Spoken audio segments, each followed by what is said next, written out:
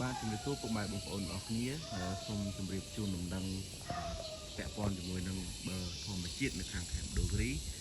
គឺឥឡូវនេះចាប់ផ្ដើមដល់បណ្ដាបណ្ដាហើយមានចាស់មានទុំបណ្ដាបណ្ដាហើយហើយចំពោះតម្លៃអីខ្ញុំ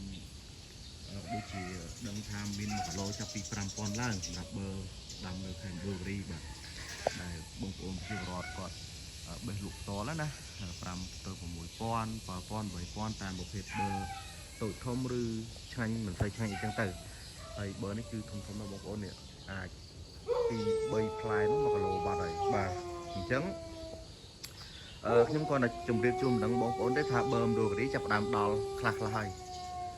វាចាប់ផ្ដើមមានចាស់មានទុំខ្លះហើយអញ្ចឹងបងប្អូនអាចរកជីវបានតាមការតំណែងផ្សេងគ្នាព្រោះសម្រាប់ខ្ញុំអត់មានលក់ទេបាទនេះគឺខ្ញុំថតដើមបឺនៅកន្លែងធ្វើការសម្រាប់ផ្ដល់ជាព័ត៌មានផ្ដល់ជាដំណឹងជូនបងប្អូនតែបើឲ្យលក់គឺខ្ញុំអត់មានលក់ទេបាទសូមបញ្ជាក់ប្រាប់អញ្ចឹងហើយបើមានតំណែងណាមួយជាមួយបងប្អូនខាងខេត្តដូការីអាចតាក់ទងទិញបានដោយមានទំនុកចិត្តដោយមិនខ្វល់ថា